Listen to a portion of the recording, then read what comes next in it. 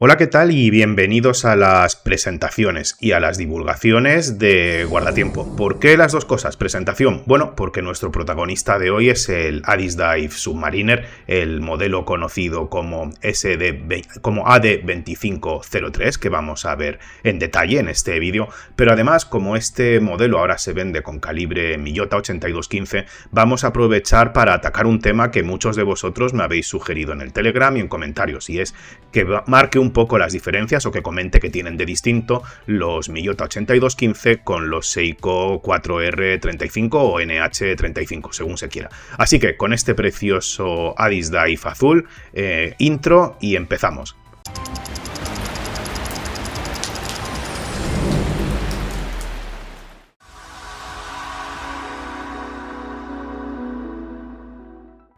Bueno, pues este Addis Dive AD2503 es uno de los modelos más icónicos y legendarios de la marca. De hecho, se remonta aproximadamente a 2019, cuando Addis Dive se hacía llamar Addis, y muy emparentado, como comenté en la web en su momento, con el Steel Dive SD 1953. El Steel Dive SD 1953 lo tengo desde 2019, creo que lo reseñé en 2020. Lo estuve usando bastante tiempo porque era un reloj que me encantaba, y es que, por ponerlo en contexto, en aquella época, comparado con los Invicta Pro Diver, hice una comparativa al respecto también en la web, pues el Steel Dive no solo era mucho más económico, sino que era mucho mejor en cuanto a materiales: inserto de zafiro, cristal de zafiro, inserto del bisel cerámico, un loom bastante mejor, en fin, era un reloj mucho mejor. El Addis Dive, el AD2503, o si queréis el MYH3, pues ya en aquella época era lo mismo que significaba ahora, es decir, la marca emparentada hasta cierto punto con Steel Dive, probablemente porque los componentes y el ensamblaje viene del mismo sitio, pero que ofrecía unos precios mucho mejores que Steel Dive, y los de Steel Dive ya eran buenos de por sí. Entonces, este modelo ahora lo podéis encontrar con calibre Miyota por unos 70 euros y con calibre Seiko por unos 90, y estaréis diciendo: hombre, ¿por qué hay 20 euros de diferencia? Pues hay 20 euros de diferencia, ya sabéis, los calibres Miyota rondaban los 30 euros y ahora han bajado más o menos a los 25, precio unitario, y los NH35 rondaban los 25 euros y ahora están a 45, es decir, están 20 euros más caros, y por eso la diferencia de precio entre ambos. Y entonces os estaréis preguntando, ¿qué es mejor, el Miyota o el Seiko? Bueno, pues como el reloj es de sobra conocido, si queréis vamos un repaso rápido a las especificaciones para no marear. No vamos a hacer desempaquetados y haremos cronocomparador para comparar los dos, el NH y el Miyota, y entramos directo en los calibres. Bueno, es un clon, una fusilada, perdón, no es clon, fusilada, un homenaje al Rolex Submariner. Tiene 40,5 milímetros de diámetro la caja, sin contar la corona, por eso en algunos sitios dice que son 41, ¿no? Es 40,5. Un Lactula con distancia entre asas de 48 milímetros y un grosor de 13,5 milímetros, incluyendo el cristal, que es un cristal de zafiro con tratamiento antirreflejos. La correa es un brazalete de acero inoxidable, desplegable, con bloqueo de seguridad, microajustes, 20 milímetros de ancho en las asas, y de una calidad que está muy bien para el precio, aunque no esperéis que este sea un brazalete estupendo. El peso del conjunto son 167,5 gramos, con todos los eslabones colocados. Yo le he tenido que quitar 3 para adaptarlo a mi muñeca, pero ya veis que es un reloj bastante pesado, y es que es sólido y contundente. ¿Por qué es sólido y contundente? Porque es resistente al agua a 200 metros, eso es mucho, y bueno, un reloj que cuida incluso el loom, porque tenemos en el inserto del bisel, que es cerámico, como decía, BGW9, es decir, esos que son en tono blanco y se iluminan en blanco azulado. Y en los índices nos dicen que es C3, que es ese tono verdoso que se ilumina también en verdoso. Una corona roscada, por supuesto, de 7 milímetros de diámetro. Una trasera roscada, por supuesto, con un cierre tipo Rolex, como no podía ser menos. Y bueno, y por supuesto, construido todo en acero inoxidable y con un calibre Miyota 8215 o Seiko NH35, como comentaba. La verdad es que lo comentábamos en un vídeo anterior de que es un buen reloj, pues esto es un buen reloj. Y es que a 70 euros tenemos un buen reloj automático que va a durar muchos años con un precio enormemente asequible. Bueno, vamos a ver ahora las diferencias entre los dos calibres, NH35 y Miyota 8215, y luego vamos al cronocomparador. Para entender estos dos calibres, ya os comentaba que el candidato perfecto para compararlos es Pedro, el relojero aficionado, un tipo que técnicamente y en la práctica sabe muchísimo. Aún así me insististeis en que queríais que yo también lo hiciera. Ya comenté que mi punto fuerte es la historia, es la experiencia, pero no es la técnica ni es la práctica, así que nos vamos a centrar en eso y empezamos por el principio, que es la historia, porque es muy importante para entender el concepto. Veréis, el calibre Seiko, el NH35, que se vende a terceros, en realidad lo vende TMI o SII, es decir, Time Module Incorporated o Seiko Instruments Incorporated. Son dos filiales de Seiko que se dedican a vender calibres, entre otras cosas, un poco como Citizen y Miyota, esa es la relación. Pues bueno, estos calibres de Seiko se remontan a los Seiko 7000. La generación Seiko 7000 con el archiconocido 7005 estuvo en producción entre 1973 y 1990 y es un calibre icónico que llevaban muchísimos relojes Seiko automáticos de esa época. Bien, después llegó los 7S, en este caso el 7S25 o 7S26. 7S25 era sin día de la semana, estuvo en producción desde 1996 a 2014 y también fue un calibre que evidentemente fue notablemente usado por relojes Seiko de entrada en aquella época, los Monster primera generación, por ejemplo. Era un calibre que era fiable, pero era un calibre sencillito. Bien, después llegó su sucesor, el 7S35, fabricado entre 2003 y 2012. Como podéis ver, coexistió con el 7S25 y el 7S25 estuvo en producción durante más tiempo. ¿Por qué? Pues porque lo montan otras marcas de entrada del grupo Seiko y porque se estuvo vendiendo en países emergentes donde el precio era mejor, era más importante que la funcionalidad. Más allá de esto, 7S25, 7S35 eran en cuanto a funcionalidades equivalentes, es decir, no tenía ni parada de segundero ni tenía posibilidad de darle remonte manual. Todo esto llegaría con su sucesor, el 4R35, lanzado en 2010 y que sigue todavía en producción, y que era un lanzamiento estratégico por parte de Seiko. ¿Por qué? Pues porque los Miyota siempre tuvieron remonte manual. Seiko estaba en inferioridad de condiciones, necesitaba compensar esto. Así que en 2010 Seiko dijo, pues voy a lanzar el calibre no solo con remonte manual, sino también con parada de segundero. Obviamente a esto luego Miyota reaccionaría, pero esa fue una de las claves que hizo. También se mejoró un poquito la precisión acreditada o declarada, no excesivamente, pero mejoró levemente, mientras que el resto, pues a nivel usuario se mantenía constante. En cambio, no era así. Os decía que fue un movimiento estratégico de Seiko. Seiko tenía muchos calibres poco conocidos. Tenía los 4R15, por ejemplo, basados en los 7S, pero con más reserva de marcha debido a que tenían un muelle, una espiral con un compuesto mejor. No recuerdo ahora cómo los llama Seiko a estos compuestos, a estas aleaciones.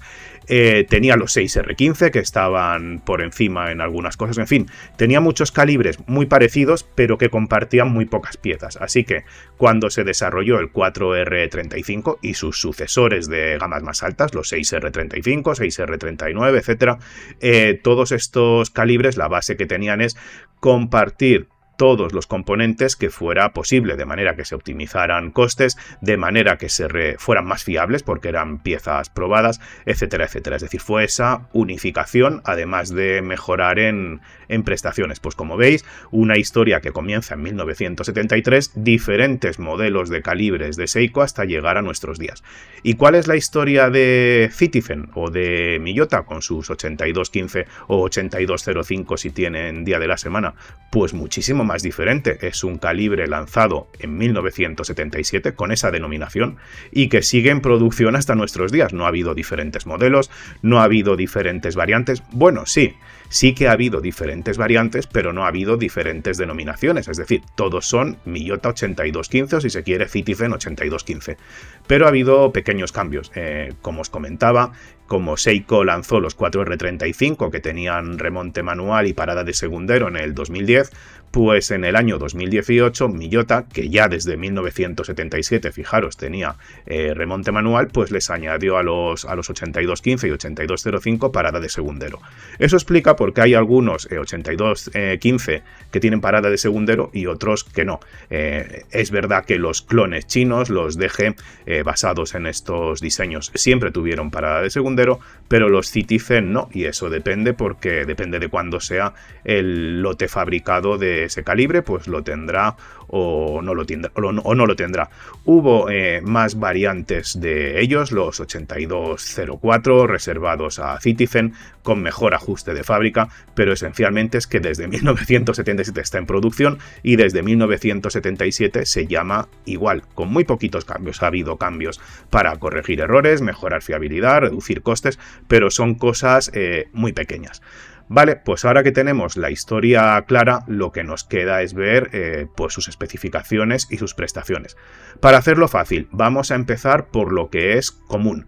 Y lo que es común es que son calibres de 3 hercios, es decir, 21.600 vibraciones por hora, que declaran una precisión de menos 20 a más 40 segundos al día, ajustados en una posición a 23 grados centígrados. Eso quiere decir que son tolerancias muy grandes y quiere decir que si ponéis el reloj en un clima más frío, a menos de 23 grados, y en otra posición, pues podría adelantar más de esos 40 segundos, ¿vale? Es decir, son cifras muy conservadoras y muy bestias, yo diría.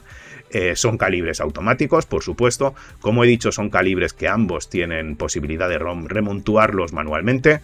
Ambos tienen parada de segundero o hacking. Ambos militan en la gama de entrada y tienen precio asequible. Ambos son japoneses, más adelante veremos lo que quiere decir esto, pero en este caso vamos a quedarnos con que pertenecen a empresas japonesas, Citizen, Miyota o Seiko Group, y son calibres que, como tienen tanta historia, pues están muy probados, son muy conocidos por los relojeros y son fiables. Y ahora vamos a ver las diferencias. Y de nuevo empezamos con los Seiko NH35, versión para terceros, o con los Seiko 4R35, versión propia de Seiko.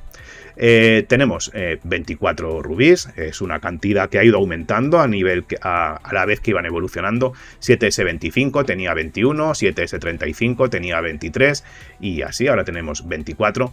En general, más rubíes implica, si están bien puestos y no son una estrategia de marketing, implican menos desgaste, menos fricción y por tanto más durabilidad y más precisión, y esto es importante.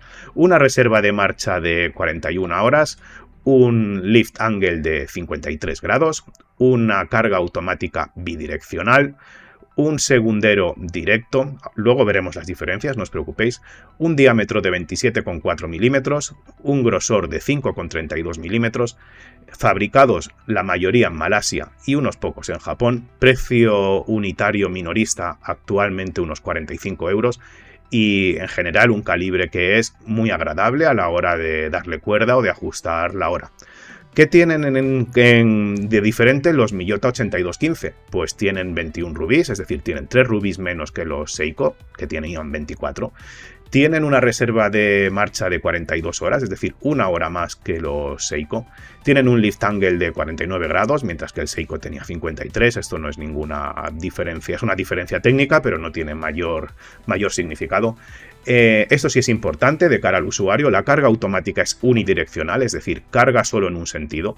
Esto quiere decir que cuando el rotor, la masa oscilante, gira en el sentido que no carga, lo llamamos tipo sonajero, y dependiendo del calibre concreto o del aislamiento que tenga la caja del reloj, lo oiremos sonar más o menos. Es algo que a alguna gente le parece muy desagradable y a otros no, pero está ahí. Tiene un segundero indirecto, de nuevo es algo que dependiendo de cada calibre se nota más o menos, pero eso quiere decir que si os fijáis en el segundero directamente no estará dando los 6 saltitos por segundo que suele dar, sino que a veces veréis que se para y luego avanza 2, ese tipo de cosas que en algunos modelos es perceptible y en otros no, pero ocurre, segundero indirecto. Luego entraremos también en para qué sirve y qué ventajas tiene o inconvenientes. Es un calibre bastante más pequeño, tiene 26 milímetros milímetros de diámetro en vez de los 27,4 del Seiko, y es un poco más grueso, tiene 5,67 milímetros en vez de 5,32 milímetros. Todo esto también es importante y luego lo veremos. Otra diferencia clave, todos los Miyota son Made in Japan. Acordaros el vídeo aquel que hice donde Miyota decía que para ellos Made in Japan significa que todo, las piezas y el ensamblaje están hechos en Japón. Pues bueno, es un plus que Seiko no ha tenido nunca, y sobre todo se venden a 25 euros, que es casi la mitad de los 45 euros que se pide ahora por un Seiko. Además, los Miyota suelen estar mejor ajustados de fábrica, es decir, mejor regulados, más precisión práctica, y suelen ser algo más fiables porque son más sencillos y están más probados. Venga, vamos a ver un poco qué significan estas diferencias clave. Ya he dicho que algunas son despreciables, como la reserva de marcha, 1 hora más en favor del Miyota, el lift angle 53 del Seiko versus 49 de Miyota, que es una cuestión puramente técnica sin mayor implicación, 24 rubíes del Seiko versus 21 rubíes del Miyota. Parece ser que las mejoras son ligeras con esos 3 rubíes de más, pero están a favor del Seiko. Carga automática bidireccional en el Seiko con el sistema Magic Lever, es decir, palanca mágica, que es una maravilla de eficiente. Eso quiere decir que los Seiko, aunque te muevas lo mismo que con un Miyota, cargarán más rápido, y además es mucho más agradable porque no tienes ese ruido de sonajero. Por su parte, los Miyota pues tienen carga unidireccional, y por desgracia es esto que se aplica incluso a los Miyota Premium, a la serie 9000 y 9100, solo cargan en un sentido. Miyota dice que como solo cargan en un sentido, el sistema de carga está optimizado para aprovechar la energía en ese sentido, y quiere decir que en ese sentido cargará más que un Seiko, pero es que claro, un Seiko carga en los dos, con lo cual a efectos prácticos el Seiko es más agradable y carga más. Obviamente eso tiene una complicación técnica, más cosas que pueden fallar, más dificultad de repararlo, pero ahí está la diferencia. Otra diferencia clave, segundero indirecto versus segundero directo. Los Seiko tienen un segundero directo, es una complicación donde el segundero pues bueno, va unido al tren de ruedas y se mueve junto con el resto de mecanismos, mientras que en el Miyota tiene un movimiento, un barrido indirecto. Eso quiere decir que no está conectado directamente, y por eso a veces vemos que avanza 2 segundos o que se queda parado. En ningún caso el segundero indirecto, esta cosa visual que veis cuando se para el segundero, afecta a la precisión, es decir, internamente el mecanismo va contando el tiempo perfectamente, solo que a la hora de visualizar los segundos a veces lo vemos así. Miyota dice que el segundero indirecto, y es cierto, pero dicen que por eso lo diseñaron así, es mucho más robusto, es decir, que en caso de un impacto es más fácil que un calibre con segundero directo como el Seiko se pare o se dañe, mientras que con segundero indirecto es más difícil que se detenga el calibre y que se dañe el mecanismo, es decir, más resistente y probablemente más sencillo, así que más fiable, pero menos refinado y más desagradable. Ya vemos que es un poco la tónica general. Obviamente es que ya lo hemos visto en la historia, por eso la comentaba y decía que era importante. Miyota, lanzado en 1977, claro, y Seiko, es verdad, con raíces desde 1973, pero con bastantes cambios desde entonces. Entonces, claro, ahí está una de las claves. Siguiente punto importante, habéis visto que el Miyota es un poquito más pequeño, tiene menos diámetro y es más grueso.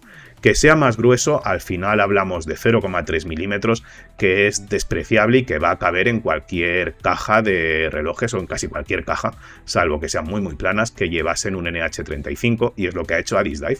En la misma caja pues puede tener los dos calibres, pero el Miyota es un poco más pequeño, es decir, tiene un diámetro menor, 1,4 milímetros menos, que aunque no lo parezca es bastante. Eso implica que los calibres Miyota, cuando van en cajas diseñadas para llevar un Seiko, tienen que tener una bata un poco más grande.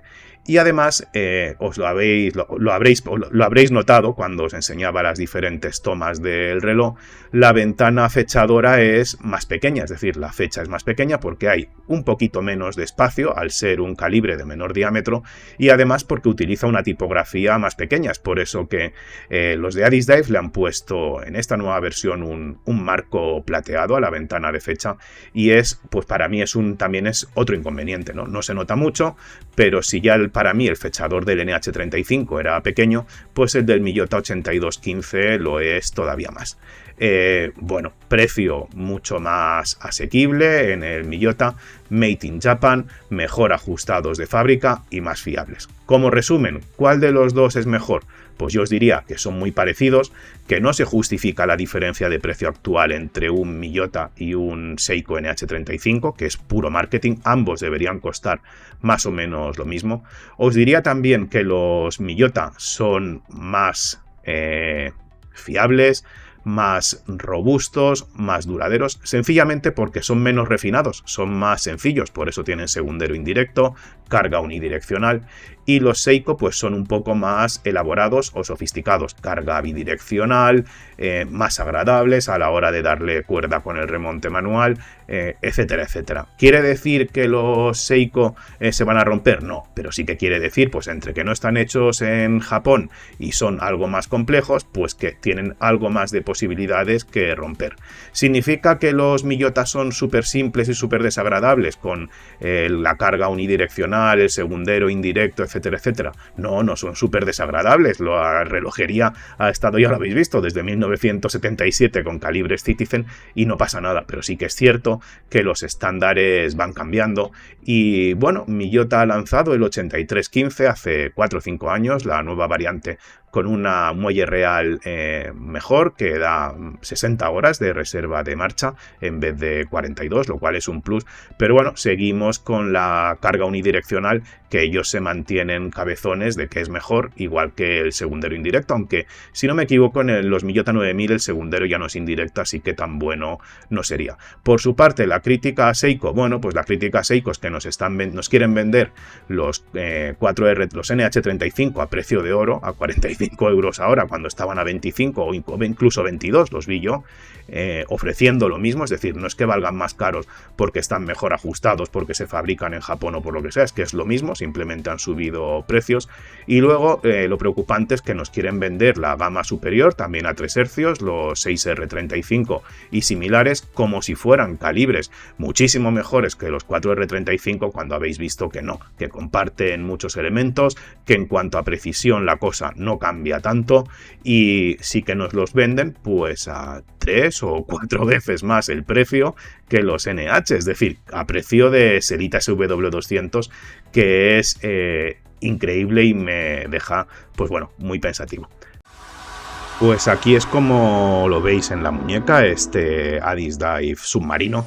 Es un reloj y es un diseño que a mí me gusta mucho, el diseño submarino, un diseño reconocible y que obviamente a la gente le gusta mucho, aunque haya 4 que critiquen los homenajes o las fusiladas diciendo que los chinos tienen que hacer diseños propios y cuando hacen diseño propio no lo compran. Un reloj con una calidad espectacular, ya lo decía antes, es que es un buen reloj. Acero inoxidable, zafiro, inserto cerámico, bisel rotativo unidireccional de 120 clics, un brazalete que está muy bien para 70 euros y para que nos hagamos una idea, pues es calidad Seiko de entrada u Orient de entrada. Y bueno, ahora con el calibre 8215 al mismo precio que se vendía antes con el NH35, pero 20 euros más barato de lo que se vende con el NH. A mí personalmente no me gusta la ventana fechadora tan pequeña, de hecho con el Cíclope habréis visto las diferencias entre uno y entre otro, pero sí que es un buen reloj con un diseño que me gusta. Debo reconocer que el diseño me cansa ya, y no es que me canse por este homenaje de Adis Dive, sino me cansa pues porque lo hemos tenido en Invicta y en un montón de relojes. Entonces las agujas tipo Mercedes y este diseño que ya visteis que reproduce también marca de prestigio como Steinhardt, por ejemplo, cuando lo reseñé en la web, pues bueno, es un reloj que aporta poco, pero es un reloj que no cansará porque es atemporal, es decir, ya está más que visto. Sí que me gustan mucho los Rolex Sea Dweller, veremos a ver si puedo traer un homenaje del Sea Dweller de Adis Dive o de cualquier otra marca, y como siempre os emplazo en la siguiente. Este vídeo está patrocinado por mí, es decir, por la saga A Contrarreloj Paul Davis, un conjunto de 6 novelas en las que si te gusta la relojería, la ficción y los detectives privados especializados en recuperar relojes, en esclarecer asuntos de fraudes, de robos, de aseguradoras, son tus libros. Los tienes a la venta en Amazon, tanto en formato digital o ebook como en formato físico de papel, y la verdad que te recomiendo que los pruebes. Como no voy a incitarte a que los los compres, pásate por javiergutierrezchamorro.com, donde se han publicado varios relatos gratuitos, échales un vistazo y si te gustan, adelante.